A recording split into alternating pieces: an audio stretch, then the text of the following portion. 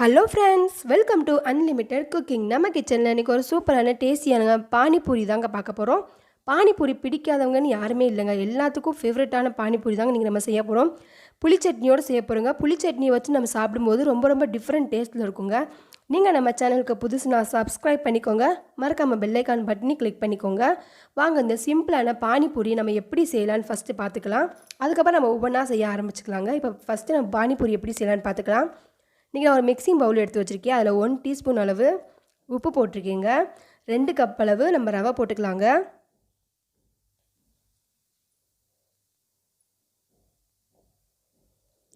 அரை கப் அளவு மைதா மாவு போட்டுக்கலாங்க.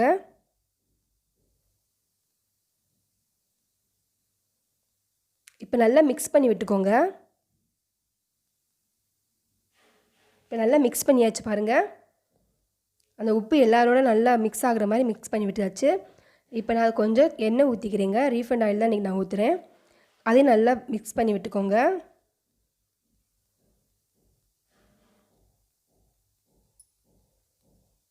பாருங்கள், நல்லா மிக்ஸ் பண்ணியாச்சு. இப்போ நம்ம தண்ணி ஊற்றி நல்லா பிசைஞ்சுக்கலாங்க.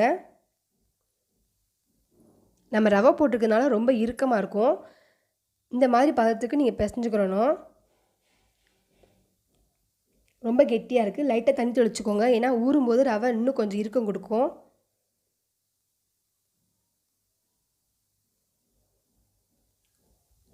பாருங்கள், நல்லா பிசைஞ்சாச்சு. இப்போ ஒரு காட்டன் கிளாத்தை தண்ணியில் முக்கி நல்லா ஈர துணியாக்கி மூடி வச்சுக்கோங்க. ஒரு அரை மணி நேரம் ஊறட்டுங்க. நம்ம அதுக்கப்புறம் பரத்த ஆரம்பிச்சுக்கலாம். இப்போ அரை மணி நேரம் ஆயிடுச்சுங்க. அதை நான் குட்டி உருண்டை எடுத்துருக்கேன் பாருங்கள். இப்போ நல்லா மாவில் டிப் பண்ணிக்கோங்க. இந்த மாதிரி பரத்திக்கோங்க. நம்ம ரொம்ப இறுக்கமாக பிசைஞ்சோம்னா ரவை ஊறும்போது ரொம்ப கெட்டியாயிரும். உங்களுக்கு மாதிரி இழுக்க வராது. பாருங்கள், இந்த மாதிரி பரத்திக்கிறணும்.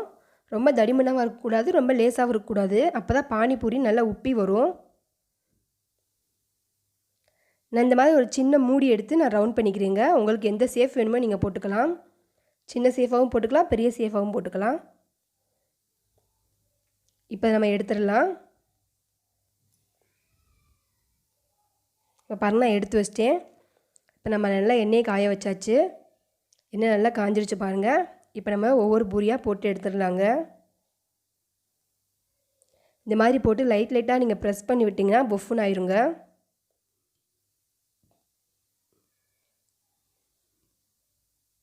பாருங்கள், லைட்டாக தான் ப்ரெஸ் பண்ணி விட்டு பாருங்கள், நல்லா பொஸ்ஸுன்னு வந்துருச்சு. அவ்வளோதாங்க. பாருங்கள், எல்லாமே நல்லா பொஸ்ன்னு வந்துருச்சு. இப்போ பூரி ரெடி ஆயிடுச்சுங்க.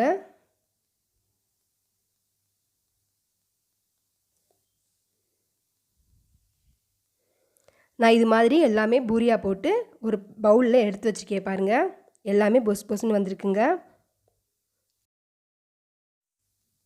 இப்போ கிழங்கு எப்படி பண்ணலான்னு பார்க்கலாங்க. ரொம்ப சிம்பிளாக பண்ணிடலாம். இப்போ ஸ்டவ்வில் ஒரு குக்கர் வச்சுருக்கேன். அதில் உருளைக்கிழங்க போட்டுக்கோங்க. உங்களுக்கு எவ்வளோ வேணுமோ போட்டுக்கோங்க. நான் இன்றைக்கி 4 கிழங்கு போட்டிருக்கேன். நான் பச்சை பட்டாணி ஒரு 2 மணி நேரத்துக்கு முன்னாடி ஊற வச்சுருக்கேன். இப்போ நான் அதையும் போட்டுக்கிறேன். பச்சை பட்டாணி ஆப்ஷனல் தான். பட்டாணி வச்சு சாப்பிட்டா இன்னும் டேஸ்ட்டாக இருக்குங்க. தண்ணி நல்லா முழுகிற அளவுக்கு ஊற்றி நீங்கள் வேக வச்சுக்கோங்க. தண்ணி ஊற்றியாச்சு, மூடி போட்டுக்கிறேன். இப்போ வெயிட் போட்டுடலாங்க. அது ஒரு 2 விசில் வரட்டுங்க.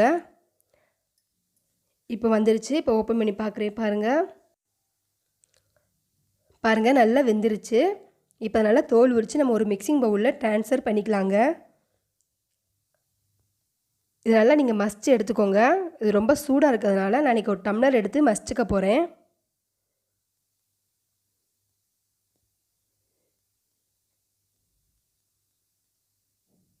பாருங்கள், நல்லா மசிச்சாச்சு.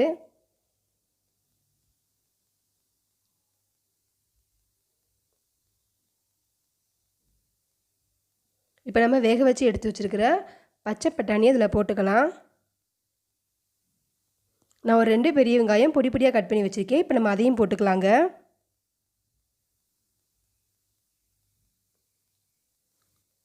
1 டேபிள் ஸ்பூன் அளவு சீரகத்தூள் போட்டிருக்கேங்க. அப்புறம் 1 டேபிள் ஸ்பூன் அளவு சாட் மசாலா போட்டுக்கோங்க. இப்போ கிழங்குக்கு தேவையான அளவு 1 டேபிள் ஸ்பூன் அளவு உப்பு போட்டுக்கோங்க. இப்போ கொத்தமல்லி தழை தூவிக்கோங்க. ஒரே மாதிரி நல்லா பிசைஞ்சு விட்டுக்கோங்க. மிளகாய்த்தூள் 1 ஸ்பூன் அளவு போட்டுக்கோங்க. இப்போ நல்லா பிசைஞ்சாச்சு பாருங்கள், ஒரே மாதிரி பிசைஞ்சாச்சு. பூரிக்குள்ளே வைக்கிறதுக்கு கிழங்கு ரெடி பண்ணியாச்சுங்க. சூப்பராக ரெடி ஆயிடுச்சு. இப்போ நம்ம சூப்பரான பானி ரெடி பண்ணிடலாங்க. கொத்தமல்லி தழை புதினா பானி ரொம்ப சூப்பராக இருக்கும் இந்த பூரிக்கு. நான் இன்றைக்கி 1 கைப்பிடி அளவு புதினா எடுத்து இலையாக உருவி வச்சுருக்கேங்க. அதே மாதிரி ஒரு கொத்தமல்லி தழை கைப்பிடி அளவு எடுத்திருக்கேங்க. 4 பச்சை மிளகாய் எடுத்திருக்கேங்க. இப்போ 1 துண்டு இஞ்சி நான் தோல் சீவி எடுத்து வச்சுருக்கேங்க. இப்போ ஒரு மிக்ஸி ஜார் எடுத்துக்கோங்க. நம்ம 4 பச்சை மிளகாய் எடுத்து வச்சுருக்கோம் இல்லையா, அதை போட்டுக்கலாம். 1 துண்டு இஞ்சி, புதினா கொஞ்சம் போட்டுக்கோங்க, கொத்தமல்லி தழை போட்டுக்கோங்க. இப்போ வாங்க நம்ம நல்லா வலுவலுன்னு அரைச்சி எடுத்துகிட்டு வந்துடலாம். நான் தண்ணி ஊற்றி நல்லா வலுவலுன்னு அரைச்சாச்சுங்க. ஒரு மிக்சிங் பவுல் எடுத்துக்கோங்க. நல்லா சல்லடை எடுத்துக்கோங்க. இப்போ நம்ம அரைச்சி வச்சதை அதில் ஊற்றிக்கலாம், வடிகட்டிக்கலாங்க. சில பேர் இந்த மாதிரி வடிகட்டாமையும் சாப்பிடுவாங்க. எனக்கு என்னமோ வடிகட்டாமல் சாப்பிட பிடிக்காது. இந்த மாதிரி நான் நல்லா வடிகட்டிக்கிட்டு தான் சாப்பிடுவேன். இந்த மாதிரி இங்கே தண்ணி ஊற்றி அரைச்சி வடிகட்டி எடுத்து வச்சுக்கோங்க. நான் எடுத்து வச்சிட்டேன் பாருங்கள்.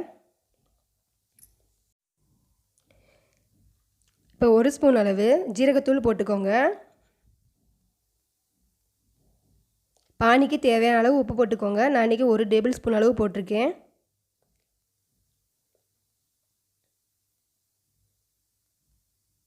சாட் மசாலா 1 ஸ்பூன் போட்டுக்கோங்க. இது நல்ல டேஸ்ட் கிடைக்குங்க, நல்ல ஃப்ளேவர் இருக்கும் சாப்பிட்றதுக்கு. இப்போ நல்லா கிளறி விட்டுக்கோங்க.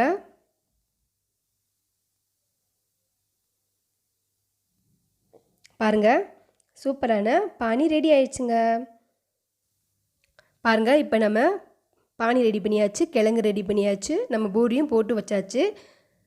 அடுத்து நம்ம புளி சட்னி ரெடி பண்ணிக்கலாங்க. சூப்பரான புளி சட்னிங்க. ரொம்ப இனிப்பு புளிப்பு எல்லாம் கலந்து ஃப்ளேவருங்க அது. நம்ம பானியும் பூரியும் இந்த மாதிரி புளி சட்னியோடு சாப்பிட்டா ரொம்ப சூப்பராக இருக்குங்க. நான் இன்றைக்கி ஒரு பாத்திரத்தில் புளி நல்லா கரைச்சி எடுத்து வச்சுக்கிங்க, அதை ஊற்றிக்கலாம். 2 கப் அளவு ஊற்றிக்கிறேங்க.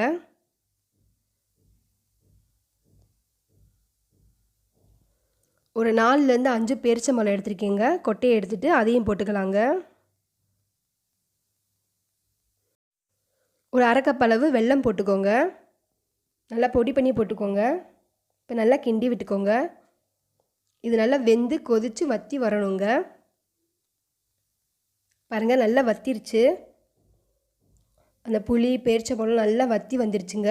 இப்போ நம்ம மிக்ஸி ஜாரில் போட்டு வலுவலுன்னு அரைச்சி எடுத்து வச்சுக்கலாங்க. இப்போ சட்னி ரெடி ஆயிடுச்சுங்க. இப்போ எல்லாமே டேஸ்ட் பண்ணி பார்த்துடலாங்க. பூரி ரெடிங்க, பானி ரெடிங்க, புளி சட்னி ரெடி, உருளைக்கிழங்கும் ரெடி ஆயிடுச்சுங்க. இப்போ வாங்க நம்ம உள்ளே வச்சு சாப்பிட்டு பார்த்துடலாம் எப்படி இருக்குன்னு. பாருங்கள் எப்படி ஒடியுதுன்னு. இப்போ நம்ம ரவை போட்டுக்கிறதுனால நல்லா மொறுன்னு இருக்குங்க. இப்போ உருளைக்கிழங்கு இந்த மாதிரி வச்சுக்கோங்க. புளி சட்னியை 1 ஸ்பூன் எடுத்து வச்சுக்கோங்க. இப்போ அப்படியே பானியில் டிப் பண்ணிக்கோங்க. அப்படியே சாப்பிட்றலாங்க. ரொம்ப சூப்பராக இருந்துச்சு. அந்த புளிப்பு இனிப்பு, அந்த பானியோட டேஸ்ட்டு, பட்டாணி சுவை ரொம்ப சூப்பராக இருந்துச்சுங்க. எங்கள் வீட்டில் நான் ட்ரை பண்ணிங்க. எங்கள் வீட்டில் எல்லாத்துக்கும் ரொம்ப பிடிச்சிருந்துச்சுங்க. நீங்களும் வீட்டில் ட்ரை பண்ணி பாருங்கள். பிடிச்சிருந்தால் லைக் பண்ணுங்கள், கமெண்ட் பண்ணுங்கள். மறக்காமல் நம்ம சேனலை சப்போர்ட் பண்ணுங்கள், சப்ஸ்கிரைப் பண்ணுங்கள். பக்கத்தில் இருக்க பெல் ஐக்கான் பட்டனை கிளிக் பண்ணிக்கோங்க. அப்போ தான் நான் போடுற வீடியோ உங்களுக்கு உடனே அப்டேட் ஆகுங்க. தேங்க்யூ.